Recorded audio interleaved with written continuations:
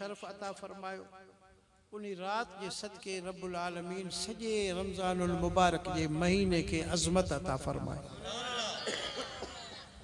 ये कुदरत जा फैसला है, उन्हीं को कोई पुछण वारो ना है। वो राणो राज जो मालिक है, जैते जेतरी अता फरमाए उन्हीं जी मर्जी है। तो 27 जी रात में कुरान पाक नाजुल थियो। उहा 27 जी रात माह रमजानुल मुबारक जी हुई। तो रब्बुल आलमीन कुरान पाक में उन रात जो जुदा जिक्र बयान फरमायो ऐं महीने रमजानुल मुबारक जी फजीलत अल्लाह से जुदा बयान फरमाई। उन रात के बारे में तो रब्बुल आलमीन जल्ल जलालू फरमायो, इन्ना अंज़लनाहु फी लैलतुल क़द्र। बेशक असां कुरान पाक के लैलतुल क़द्र में नाज़िल कयो आहे। तो लैलतुल क़द्र माह रमजानुल मुबारक ये अड़ियों बरकत वारियों घड़ियों ऐं बरकत वारो टाइम आहे जेको फ़क़त खातिमुल अंबिया रहमतुल लिल आलमीन सल्लल्लाहु अलैहि वालिहि वसल्लम जी उम्मत के ही अल्लाह से अता फरमायो आहे। बे कंहिं नबी जी उम्मत के अड़ा वक्त अल्लाह से कोन ॾिना। मालूम थियो त हुजूर अनवर खातिमुल अंबिया रहमतुल लिल आलमीन सल्लल्लाहु अलैहि वालिहि वसल्लम उहा ज़ात मुबारक आहे जंहिंजे सदके अल्लाह तबारक व तआला कुरान पाक अता फरमायो ऐं कुरान पाक जे सदके लैलतुल क़द्र आई। लैलतुल क़द्र जे सदके माह रमजानुल मुबारक अल्लाह सही मुसलमानन के अता फरमायो। जॾहिं असां माह रमजानुल मुबारक जो शान बयान कयूं तो यो मुझे नबी जो ही शान आहे। जॾहिं कुरान पाक जो शान बयान कयूं तो यो मुझे नबी पाक सल्लल्लाहु अलैहि वसल्लम जो ही शान आहे। ऐं जॾहिं लैलतुल क़द्र जी फजीलत बयान कयूं तो यो मुझे नबी पाक सल्लल्लाहु अलैहि वसल्लम जी फजीलत आहे। जो तो सब कुछ हुजूर पाक अलैहिस्सलातु वस्सलाम जे वसीले से अल्लाह तबारक व तआला अता फरमायो आहे। माह रमजानुल मुबारक के शान में खुदावंद जुल जलाल वल इकराम कुरान पाक में इरशाद फरमायो, या अय्युहल्लज़ीना आमनू कुतिबा अलैकुमुस सियाम। ऐं ईमान वारो तव्हां ते रोज़ो रखण फ़र्ज़ कयो वियो आहे। ॾींहं में रात जो तरावी पढ़ण सुन्नत मुअक्कद बनाई वई आहे तव्हां जे लाइ। रमज़ानुल मुबारक में ॾींहं जो रोज़ो रखण मुसलमान मर्द ते मुसलमान औरत ते आकिल बालिग सेहतमंद हुजे फ़र्ज़ आहे। सफ़र में आहे तो बेहतर आहे रोज़ो रखे, पर जेकॾहिं तकलीफ़ महसूस करे थो तो रब साईं इजाज़त ॾिनी आहे तो पोइ तव्हां क़ज़ा करे रखो। बीमार आहे, रोज़ो नथो रखी सघे या रोज़े रखण सां बीमारी में इज़ाफ़ो थो अचे, डॉक्टरनि रोके छॾियो आहे, उनखे भी अल्लाह से इजाज़त ॾिनी आहे तो रोज़ा क़ज़ा करे रखे। ज़ैफ़ा आहे, उनखे जेकॾहिं ॿार ॼाई पियो या ॿार नंढड़ो आहे, मां रोज़ा रखे थी तो उन ॿार खे खीर जी तकलीफ़ थी पहुचे, शरीयत में हुकुम आहे, अल्लाह रसूल इजाज़त ॾिनी आहे तो उहा माउ भी ॿार जे भलाई में रोज़ा क़ज़ा करे ऐं बाद में उहे रोज़ा रखे। अहिड़ो कुराड़ो आहे जेको रोज़ा नथो रखी सघे, समझे तो मूंखे सेहत कोन ईंदी, रोज़ बरोज़ मुंहिंजी कमज़ोरी में इज़ाफ़ो ही थींदो वञे थो, तो उन जे लाइ रब साईं कुरान पाक में हुकुम ॾिनो तो फिदियतुन ताआमु मिस्कीन। रब साईं फरमायो रोज़ो तोखे माफ़ ना है, कुराड़ो आ जहिड़ो भी आ। रोज़ो तो फ़र्ज़ आहे, पर सहूलत इहा था कयूं तो तू रोज़ा न रख, तू रोज़न जो फिदियो ॾे। वो फिदियो आहे 30 रोज़न जो 70 किलो कणक या उन जी रक़म ॾींदो तो रोज़न वारो फ़र्ज़ भी लही वियो ऐं रोज़न जे रखण जो सवाब भी उन जे अमलनामे में लिखिजी वियो। औलाद के घुर्जे अबो अम्मा जेकॾहिं कुराड़ा आहिनि, घर में चाचो मामो गॾु रहनि था, उन्हनि जो कफ़ील जेकॾहिं भाणे जो आहे, जेको घर जो वॾो आहे, उन जे कफ़ालत में घर में जेतिरा भाती रहनि था, उन्हनि में जेकॾहिं को बीमार आहे, को कुराड़ो आहे, रोज़ो नथो रखी सघे, तो उन्हनि जे तरफ़ खां फिदियो ॾियणो आहे, ऐं उहो फिदियो घर जे वॾे खे अदा करिणो आहे, जंहिंजी कफ़ालत में उहे भाती रहनि था। इहो शरीयत जो हुकुम आहे ऐं इहो उन जे मथां फ़र्ज़ आहे। त माह रमज़ानुल मुबारक में रोज़ा रखणु, राति जो तरावी पढ़णु सुन्नत मुअक्कद आहे, ऐं रोज़ा न रखण वारे जे लाइ फिदियो ॾियणु फ़र्ज़ आहे। उन्ही सां गॾु माह रमज़ानुल मुबारक में आख़िरी ॾहाके में एतिकाफ़ वेहणु महले वारनि ते सुन्नत किफ़ाया आहे।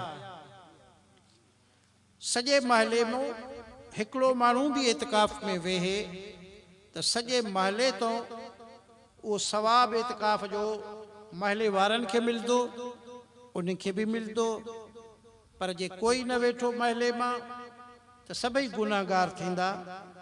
इन करे एतिकाफ़ में वेहण जे लाइ सोचणु घुर्जे त महले मां पंहिंजी मस्जिद शरीफ़ में कोई न कोई मुसलमान एतिकाफ़ में वेहे, सुन्नत अदा थी वेंदी।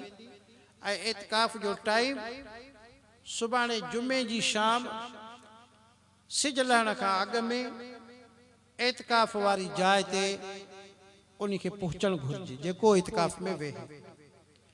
एतिकाफ़ मर्द मुसलमान जे लाइ मस्जिद में वेहणु लाज़मी आहे, औरत खे घर में वेहणु लाज़मी आहे। औरत एतिकाफ़ में वेहे, पंहिंजे घर में वेहे, घर जे कंहिं कमरे खे या घर जे कंहिं हिस्से खे एतिकाफ़ जे लाइ मख़सूस करे, उन जो उथणु वेहणु पूरो ॾहाको ॾींहुं राति उन जॻह ते हुजे जिते उन ज़ैफ़ा पंहिंजे घर में एतिकाफ़ जे लाइ जॻह मुख़्तस कई आहे, मख़सूस कई आहे। मर्द मुसलमान मस्जिद शरीफ़ में वेहे। ही जेको रवाज निकिरी पियो आहे सहरा में खुलियल मैदाननि में एतिकाफ़ में वेहण, इहा इबादत आहे, लेकिन एतिकाफ़ न आहे। शरीयत इन खे एतिकाफ़ न चवंदी आहे, छो त अल्लाह से क़ुरान पाक में फरमायो आहे व अंतुम आकिफून फिल मसाजिद, मुसलमानो एतिकाफ़ में वेहो, मस्जिदनि में वेहो। ऐं रब साईं फरमायो हज़रत इब्राहीम अलैहिस्सलाम, हज़रत इस्माईल अलैहिस्सलाम खे, ऐं मुंहिंजा नबीओ सगोरो मुंहिंजे बैतुल्लाह जे हरम पाक खे पाक ऐं साफ़ बनायो, नमाज पढ़ण वारनि जे लाइ, तवाफ़ करण वारनि जे लाइ ऐं एतिकाफ़ में वेहण वारनि जे लाइ। त क़ुरान पाक जे हुकुम मुताबिक़ एतिकाफ़ मुसलमान मर्द खे मस्जिद में वेहणु लाज़िम आहे। मस्जिद को ॿाहिरि जेकॾहिं एतिकाफ़ में मुसलमान मर्द वेंदो, उन जो एतिकाफ़ न थींदो, उहा इबादत आहे। उते वेही क़ुरान पाक पढ़े, रोज़ा रखे, तस्बीह पढ़े, दुरूद पाक पढ़े, उनखे उन जो सवाब मिलंदो, लेकिन एतिकाफ़ जो सवाब न मिलंदो। एतिकाफ़ जे मुतालिक़ टी चीज़, एतिकाफ़ में नियत इहा कबी आहे त मां पंहिंजे अल्लाह खे राज़ी करण जे लाइ, अलैहिस्सलातु वस्सलाम खे राज़ी करण जे लाइ एतिकाफ़ में वेहां थो। पोइ एतिकाफ़ में वेहण वारो इबादत इलाही में, दुरूद पाक में, ज़िक्र में, हम्दो सना में, तिलावत कलाम इलाही में पंहिंजो टाइम गुज़ारे, आराम करे, ॾींहं जो रोज़ो रखे, तरावी में शामिल थिए।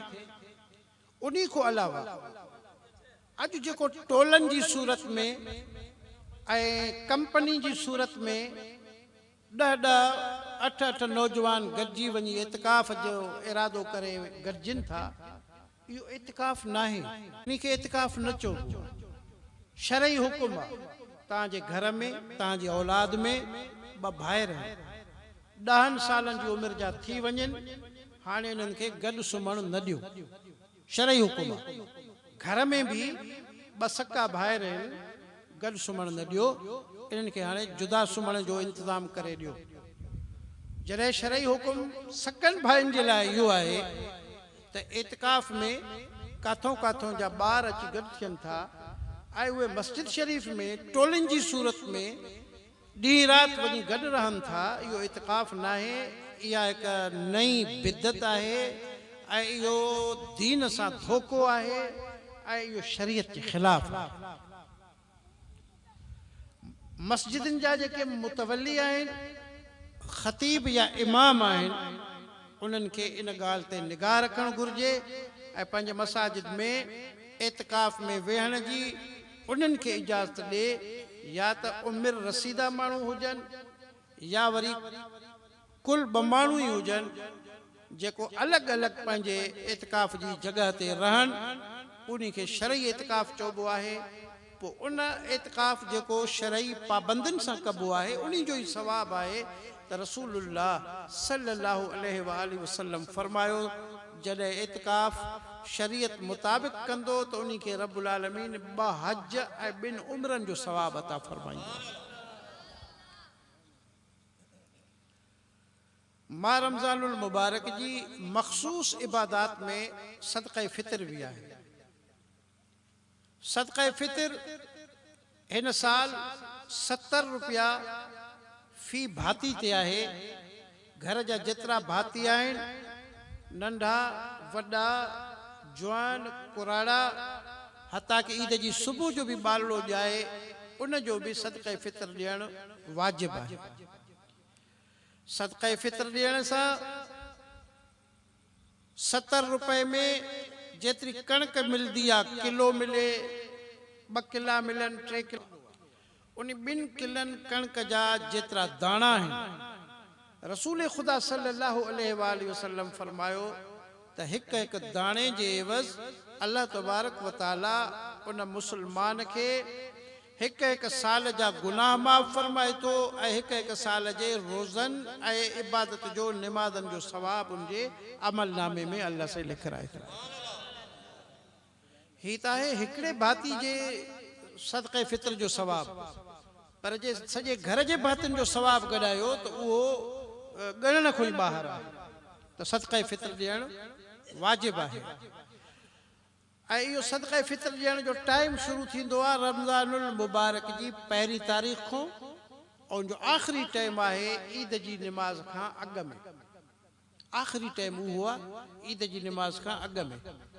घणनि मुसलमाननि जो ज़हन इहो ठहियलु आहे त शायदि सदक़े फ़ितर वाजिबु ई तॾहिं थींदो आहे जॾहिं ईद थींदी आहे। ईअं न आहे। सदक़े फ़ितर त वाजिबु थी वेंदो आहे रमज़ानुल मुबारक जे चंड बीहण सां।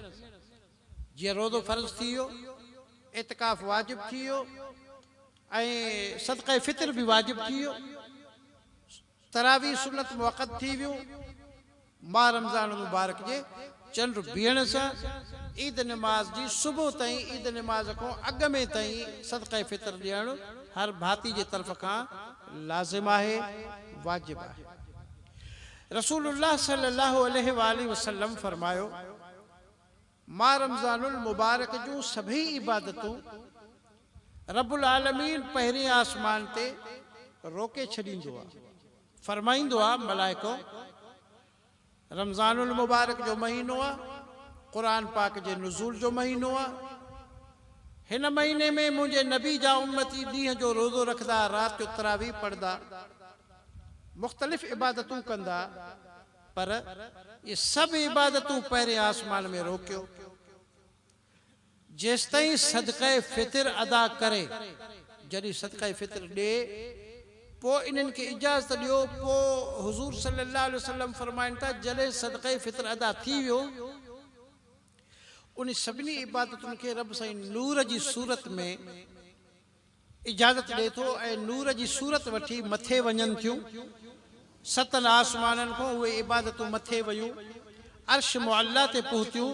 रब्बुल आलमीन फरमाईंदो, मलाइको हाणे मुंहिंजे अर्श जे नूर जे खज़ाननि में इन्हनि इबादतुनि खे जमा कयो ऐं इहो जॾहिं क़बर में पहुचे त हे सभु इबादतूं उनखे तव्हां वञी ॾेखारियो ऐं उनखे ॿुधायो त त हे असां तुंहिंजूं क़बूल कयूं आहिनि ऐं हिननि इबादतुनि जे सदके हिन क़बर खे असां तुंहिंजे लाइ जन्नत त सदक़े फितर अदा करण सां सभु इबादतूं रब साईं क़बूल फरमाईंदो आहे।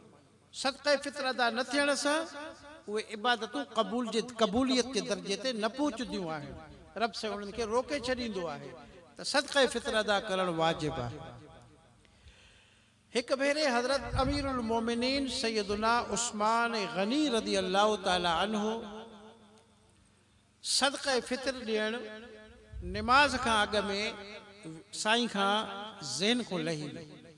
निमाज़ जॾहिं पढ़ी फारिग़ थिया घर पहुता त ख़्याल आयुनि त मां हिन दफ़े फितराणो न ॾिनो आहे। पोइ उहो फितराणो बि खईं ऐं देरि करण जे करे हिकु बानो बि आज़ादु कयईं।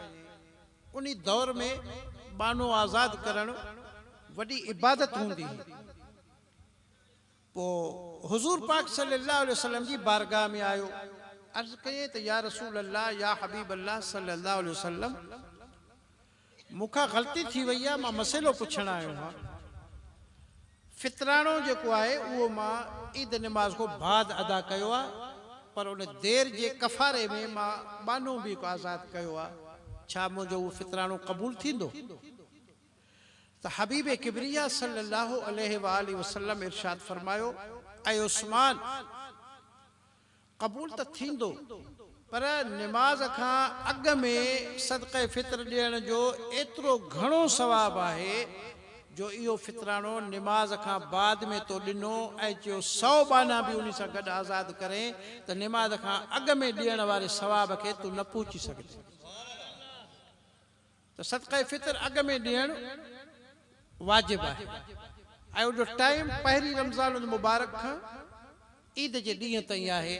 ग़रीबनि खे ॾियो, मिसकिननि खे ॾियो, बेवा औरतुनि खे ॾियो, अॻु में ॾियो। कोई कपिड़ो वठे, कोई सामान वठे, कोई सौदो वठे, कोई पंहिंजी ज़रूरत पूरी करे त उन में वधीक सवाबु आहे ऐं इहे सभु शयूं हर मुस्लमान ते लाज़िम आहे। ही त मां रमज़ानुल मुबारक जे उन ख़ासि इबादतुनि जे बारे में मां तव्हांजे साम्हूं ज़रूरी सम्झुमि त मां ॻाल्हायां ऐं इहे मसइला आहिनि अहिड़ा जेके हर मुस्लमान खे सम्झणु घुरिजे। हाणे माह रमज़ानुल मुबारक जे हवाले सां मां ॻाल्हि खे मुख़्तसर बि कंदुमि जो मूंखे अहसासु आहे त साईं क़िबला सैयद सिकंदर अली शाह साहिब जिलानी दामत बरकातुल आलिया तशरीफ़ वठी आया आहिनि। उन्हनि जी ज़िंदगी मसरूफ़ तरीन आहे, ॾाढो मसरूफ़ रहण वारा आहिनि, ख़ल्क़ ख़ुदा जी ख़िदमत करण वारा आहिनि। अल्लाह साईं जे सेहत में ज़िंदगी में रोड़े बरकतूं अता फ़रमाए। असां सभिनी जी दुआ हुजे अल्लाह ताला साईं जे इज़्ज़त ऐं अज़मत में बरकत अता फ़रमाए। मूंखे अहसासु आहे इंशाअल्लाह मां मुख़्तसर टाइम में बस कंदुमि ऐं साईं खे पोइ अर्ज़ु कंदासीं त दुआ साईं घुरंदो ऐं दुआ जे सदके अल्लाह ताला असां सभिनी जा बेड़ा पार फ़रमाए। हिकु दफ़ो दुरूद शरीफ़ पढ़ो। अल्लाहुम्मा सल्लि अला सय्यिदिना व नबीना व शफ़ीना व हबीबिना व मौलाना मुहम्मद व अला आलिहि व अस्हाबिहि अजमाइन। मुंहिंजा अज़ीज़ मुस्लमान भाइरो, क़ुरान मजीद फ़ुरक़ान हमीद 1400 साल थिया आहिनि नाज़ुल थियो, 30 सिपारनि में आयो। अॼु ताईं इन 14 सदियुनि गुज़रण जे बावजूद क़ुरान पाक उन सूरत में मौजूद आहे जंहिं सूरत में रसूलुल्लाह सल्लल्लाहु अलैहि वसल्लम जे ज़माने मुबारक में नाज़ुल थियो हुयो। उहे ज़बरा, उहे ज़ेरा, उहे पेश, उहे नुक्ता, उहे सूरतां, उहे रुकू, उहे सिपारा अरबी में पाकिस्तानी हाफ़िज़ पढ़नि था तब अरबी में, हिंदुस्तान में हाफ़िज़ पढ़नि था अरबी में, अमेरिका में हाफ़िज़ पढ़नि था अरबी में, लंदन बरतानिया में हाफ़िज़ पढ़नि था अरबी में, इंडोनेशिया मलाइशिया में, दुनिया के मुख़्तलिफ़ मुल्कनि में जाते ॿोलियूं बदलजी थियूं वञनि पर क़ुरान पाक कोन थो बदिलजे। जाते लिबास बदलजी था वञनि, रवाज बदलजी था वञनि, रस्मूं बदलजी थियूं वञनि, आबो हवा बदलजी थी वञे, सिज ऐं रात जी रफ़्तार जाते बदिलजी थी वञे, पर क़ुरान पाक जे ज़रे भर भी कंहिं क़िस्म जी तब्दीली कोन थी अचे। इन जो सबब इहो आहे जो रब्बुल आलमीन जल्ल जलालुहू फरमायो आहे, इन्ना नहनु नज़्ज़लना ज़िक्र व इन्ना लहू लहाफ़िज़ून। बेशक असां क़ुरान पाक के नाज़िल कयो आहे ऐं इन जा मुहाफ़िज़ भी असां पाण आहियूं। यानी रब साईं पंहिंजी ज़िम्मेदारी में फरमाए थो। सब कम अल्लाह साईं जे तरफ़ खां ई थींदा आहिनि। बरसात पवंदी आहे, वसाइण वारो रब्बुल आलमीन आहे। मौत ईंदो आहे, मौत ॾियण वारो अल्लाह रब्बुल आलमीन आहे। ॿार पैदा थींदो आहे, पैदा करण वारो अल्लाह रब्बुल आलमीन आहे। पोख ज़मीन में पैदा थींदी आहे, पैदा करण वारो रब ज़ुल जलाल वल इकराम आहे। उनखे मेवो ॾियण वारो रब्बुल आलमीन आहे। उन मेवे में रंग भरण वारो ख़ुदा जी ज़ात आहे। उन मेवे में ज़ाइक़े रखण वारो अल्लाह साईं जी ज़ात आहे। ये सब शयूं रब्बुल आलमीन जे पंहिंजे कुदरत में आहिनि। आलमीन फरमाईंदो आहे, मां पंहिंजे बाननि जी ड्यूटी लाहींदो आहियां। मां पंहिंजे बाननि जी ड्यूटी लाहींदो आहियां। मीकाईल अलैहिस्सलाम फ़रिश्तो आहे, मख़लूक आहे, अल्लाह जो बानो आहे। रब साईं फरमाए थो, हीअ हवा ऐं बरसात ऐं ककर झुड़ इहो सॼो मां मीकाईल अलैहिस्सलाम जी ड्यूटी में ॾेई छॾियो आहे। हुकुम ॾियण वारो रब्बुल आलमीन जी ज़ात आहे। अमल कराइण वारो मीकाईल अलैहिस्सलाम आहे। अहिड़ी तरह मौत ॾियण वारो तो ख़ुदा तबारक व तआला जी ज़ात अक़दस आहे। पर अल्लाह साईं फरमाए थो, मौत ॾियण जे लाइ, रूह कब्ज़ करण जे लाइ हज़रत इज़राईल अलैहिस्सलाम जी मां ड्यूटी रखी आहे। फ़रिश्तो इज़राईल अलैहिस्सलाम पैदा ई मां इन करे कयो आहे त इहो क़यामत ताईं मौत ॾींदो ईंदो, रूह कब्ज़ कंदो ईंदो हज़रत इज़राईल अलैहिस्सलाम। त अल्लाह साईं फरमायो, मौत जो अमर अल्लाह जो हूंदो आहे, उन ते अमल कराइण वारो हज़रत इज़राईल अलैहिस्सलाम हूंदो आहे। अहिड़ी तरह क़यामत क़ाइम थींदी। क़यामत अल्लाह साईं क़ाइम कंदो, पर उन जे लाइ साईं अल्लाह साईं फरमाए थो, मां फ़रिश्तो पैदा कयो आहे। उन जो नालो आहे हज़रत इसराफ़ील अलैहिस्सलाम। मां इसराफ़ील अलैहिस्सलाम फ़रिश्ते खे पैदा कयो आहे। उनखे मां हुकुम ॾींदुमि फूक ॾे। उहो हिकिड़ी फूक ॾींदो, सारी काइनात जो में इनक़िलाब ऐं हिकिड़ो ज़िलज़िलो पैदा थी वेंदो। पूरी काइनात इते जो इते ख़तम थी वेंदी उन फ़रिश्ते जे फूक ॾियण सां। त अमर ख़ुदा जो हूंदो, अमल कराइण वारो हज़रत इसराफ़ील अलैहिस्सलाम हूंदो। त अल्लाह साईं जा इहे जेके कुदरत जा कानून आहिनि, उन कानूननि मुताबिक़ क़ुरान पाक जी हिफ़ाज़त जे लाइ रब्बुल आलमीन फरमायो, असां हिफ़ाज़त कंदासीं। इन मां मुराद इहा आहे त रब साईं फरमाए थो, मां पंहिंजे नबी पाक अलैहिस्सलाम जी उम्मत में अहिड़ा बाना पैदा कंदुमि जंहिंजे सीननि खे क़ुरान पाक जे 30 सिपारनि जे हिफ़ाज़त जे लाइ मां मख़सूस बणाए छॾींदुमि। हीअ जेके क़ुरान पाक जा हाफ़िज़ थियनि था, ये पाण कोन था थियनि। इन्हनि खे अल्लाह साईं चूंडींदो आहे। ये मां जे पेट में हूंदा आहिनि त रब साईं लिखाए छॾींदो आहे क़ुरान पाक जो हाफ़िज़ थींदो। जंहिंखे अल्लाह साईं चूंडींदो आहे, क़ुरान पाक जो हाफ़िज़ उहो ई थींदो आहे। रसूलुल्लाह सल्लल्लाहु अलैहि वसल्लम फरमायो, ऐं अबा हुरैरा साबिन सगुरनि खे ॿुधाए त अल्लाह जे घर जे भातिन जी इज़त कयो। त हज़रत अबा हुरैरा रज़ी अल्लाह तआला अन्हु अर्ज़ कयो, या रसूल अल्लाह, मुंहिंजा अम्मा अब्बा क़ुर्बान थियनि। रब साईं त घर खां बि पाक आहे, भातिन खां बि पाक आहे, ऐं अवां फरमायो था त अल्लाह जे घर जे कयो। त रसूलुल्लाह सल्लल्लाहु अलैहि वसल्लम फरमायो, हाउ अबा हुरैरा, रब साईं घरनि खां बि पाक, भातिन खां बि पाक, पर अल्लाह साईं पाण फरमायो आहे त मस्जिदियूं मुंहिंजा घर आहिनि, ऐं इन में जेके पढ़ण वारा ऐं पढ़ाइण वारा आहिनि क़ुरान पाक जा, उहे मुंहिंजे घर जा भाती आहिनि। त क़ुरान पाक जे हाफ़िज़नि खे ऐं क़ुरान पाक जे पढ़ाइण वारनि खे, उस्तादनि खे रब साईं प्यार मों इहो लफ़्ज़ इरशाद फरमायो आहे त जीअं तव्हां सभिनी खे पंहिंजे घर जा भाती प्यारा आहिनि, रब साईं फरमाए थो क़ुरान पाक जा पढ़ाइण वारा उस्ताद ऐं ही क़ुरान पाक पढ़ण वारा हाफ़िज़ ऐं शागिर्द मां अल्लाह के ईअं प्यारा आहिनि, ऐं मां तव्हांखे हुकुम थो ॾियां त इन्हनि जी इज़त कयो, त मां अल्लाह तव्हांजी इज़त कंदुसि। रसूलुल्लाह सल्लल्लाहु अलैहि वसल्लम फरमायो त मेराज जी रात मुझे रब्बुल आलमीन मुखे हुक्म दिनो ताए मुझा हबीब सल्लल्लाहु अलैहि वसल्लम पंहिंजे उम्मत के हुक्म दे त टिन शख्सन जी इज्जत कयो अल वालिद वल आलिम व हामिल अल कुरान पंहिंजे अब अम्मा जी इज्जत कयो दीन जे आलिम जी इज्जत कयो कुरान जे हाफ़िज़ जी इज्जत कयो मेराज जी रात हुजूर पाक सल्लल्लाहु अलैहि वसल्लम के रब्बुल आलमीन पंहिंजी उम्मत जे लाइ पैगाम ॾिनो ऐं हुजूर सल्लल्लाहु अलैहि वसल्लम फरमायो मूंखे अल्लाह से ॿियो पैगाम हाफ़िज़नि जे बारे में इहो ॾिनो त मुंहिंजा हबीब पंहिंजे उम्मत खे ॿुधा त ही दुनिया जो जहान जेको हले थो जेका ज़मीन में तव्हां ॿिज उछलियो था वरी उहा पैदावार थिए थी रिज़्क़ जेको तव्हांखे मिले थो आसमान को बारिश जेका असां मोकिलियूं था इहा क़ुरान पाक जे हाफ़िज़नि जे वसीले सां मोकिलियूं था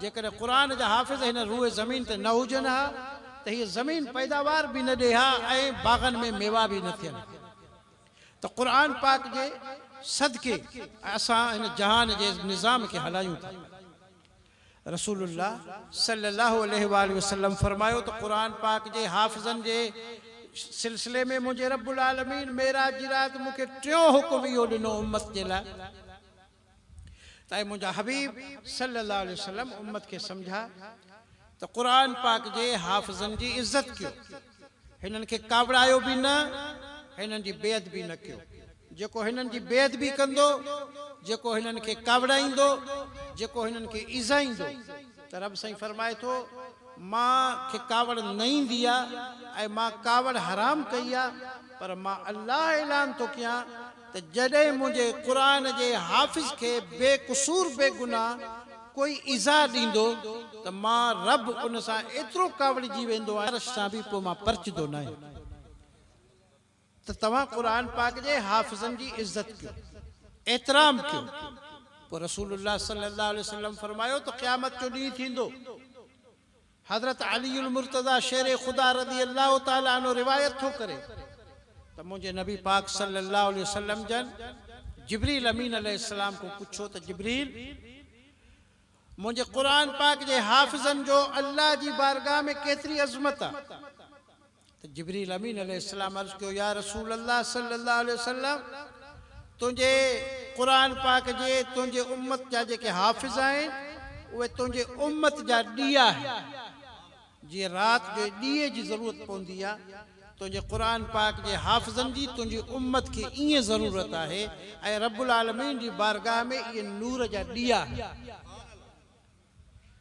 क़यामत जो ॾींहुं थींदो रसूलुल्लाह सल्लल्लाहु अलैहि वसल्लम फरमायो रब साईं फरमाईंदो जिब्रील हज़रत दाऊद अलैहिस्सलाम खे वठी आ अर्श इलाही जी छांव में अल्लाह जो नबी हज़रत दाऊद अलैहिस्सलाम पहुचंदो रब्बुल आलमीन फरमाईंदो जिब्रील 3 दफ़ा ऐलान कर त जेतिरा क़ुरान पाक जा हाफ़िज़ आयो मुंहिंजे नबी जे उम्मत जा उहे सभई हशर जे मैदान मां निकिरो अर्श इलाही जी छांव में अचो हिकु दफ़ो ऐलान थींदो ॿियो दफ़ो थींदो टियों दफ़ो थींदो सारे हशर जे मैदान में हाफ़िज़ क़ुरान अची गॾु थींदा अर्श इलाही जी छांव में पोइ रब्बुल आलमीन फरमाईंदो मुंहिंजे नबी जे उम्मत जा क़ुरान जा हाफ़िज़ हो जॾहिं तव्हां पढ़िया हो तव्हांजी माण्हू ख़िदमत कंदा हा तव्हांखे कंहिं कपिड़ो ॾिनो हूंदो कंहिं तव्हांजे खाइण पीअण जो बंदोबस्तु कयो हूंदो कंहिं किताब ॾिनो हूंदो कंहिं कलम ॾिनो हूंदो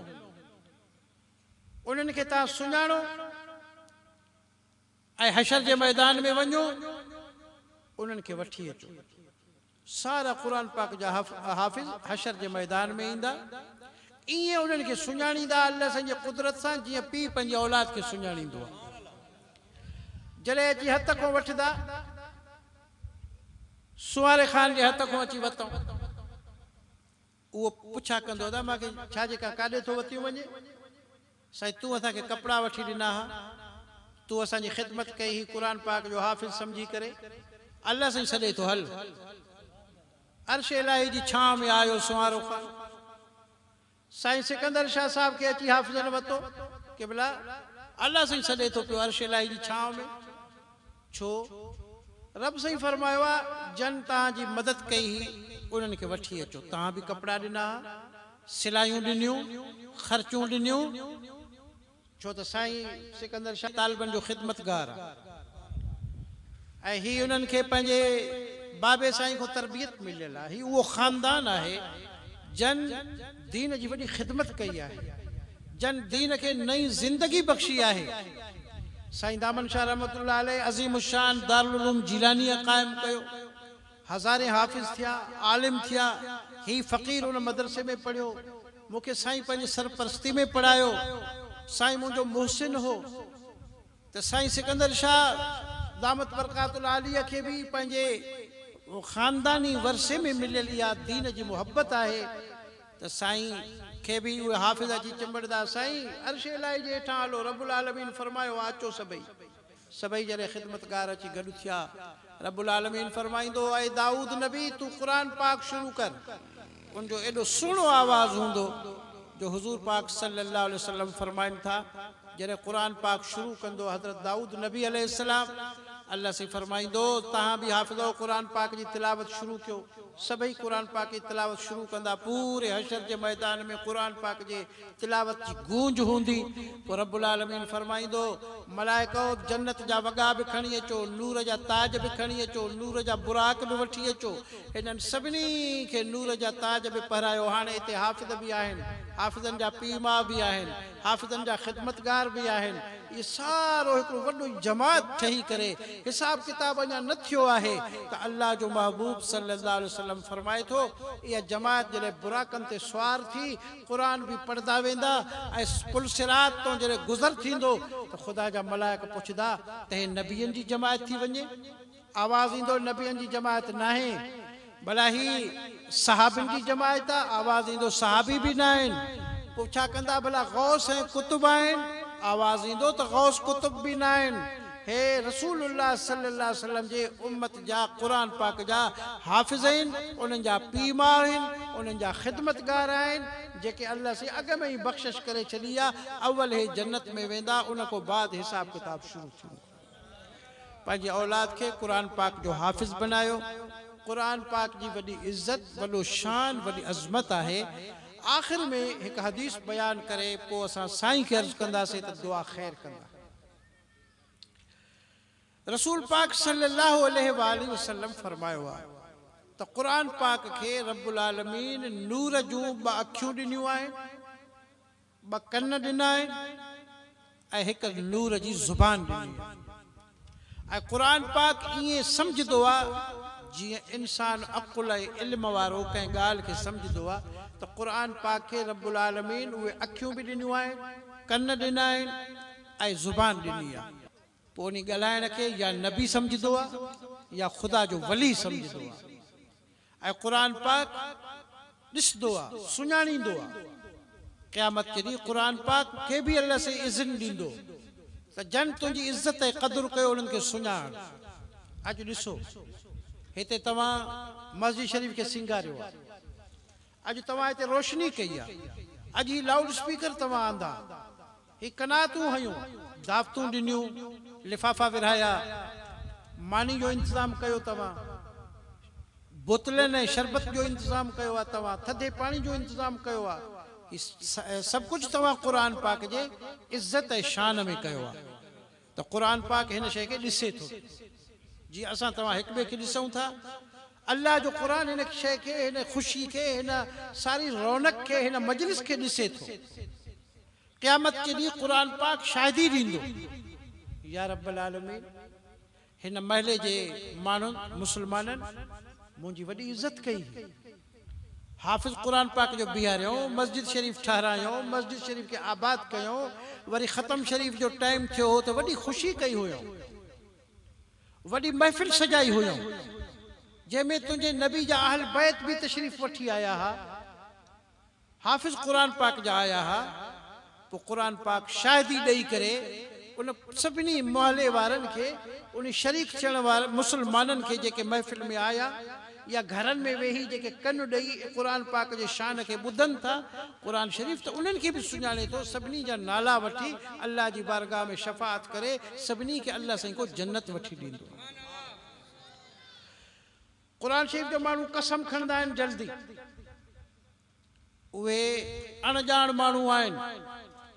सम्झणु घुरिजे तव्हांखे त जॾहिं न तव्हां क़ुरान पाक जे साम्हूं ईंदव, क़ुरान पाक खे सीने सां लाहिण त अञा परे जी ॻाल्हि आहे, क़ुरान पाक ते हथु रखणु त अञा परे जी ॻाल्हि आहे।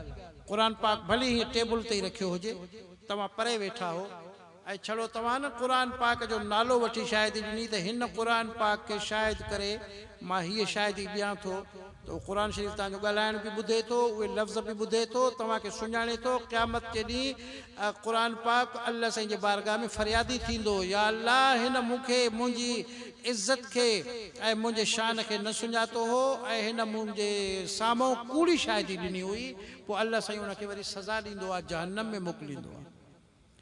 कॾहिं बि क़ुरान पाक न कयो, जेकॾहिं कूड़ी शायदि तव्हां ॾिनी, ईअं सम्झो त ख़ुदि क़ुरान पाक खे तव्हां पंहिंजे मथां फरियादी बणाए छॾी, पोइ पंहिंजी क़बर बि कारी करे छॾी, पंहिंजी क़यामत बि ख़राब करे छॾी। अल्लाह तबारक व तआला करण जी असां सभिनी मुस्लमाननि खे क़दुरु करण जी तौफ़ीक़ अता फ़रमाए ऐं क़ुरान पाक जे हाफ़िज़नि जी इज़त करण जी असां सभिनी खे तौफ़ीक़ अता फ़रमाए। क़ुरान पाक जे पढ़ण वारनि जी हौसला अफ़ज़ाई करणु, उन्हनि जी इज़त करणु, उन्हनि जो एतिराम करणु, इहा ईमान जी निशानी आहे, दीन जे सलामती जी निशानी आहे, अल्लाह रसूल जे राज़ी हुजण जी निशानी आहे। अल्लाह तबारक व तआला मुंहिंजा इहे चंद लफ़्ज़ पंहिंजी बारगाह में क़बूल फ़रमाए ऐं तव्हांजी हीअ ख़ुशी पंहिंजी बारगाह में क़बूल ऐं मंज़ूर फ़रमाए। आमीन। वमा अलैना इल्लल बलागुल मुबीन।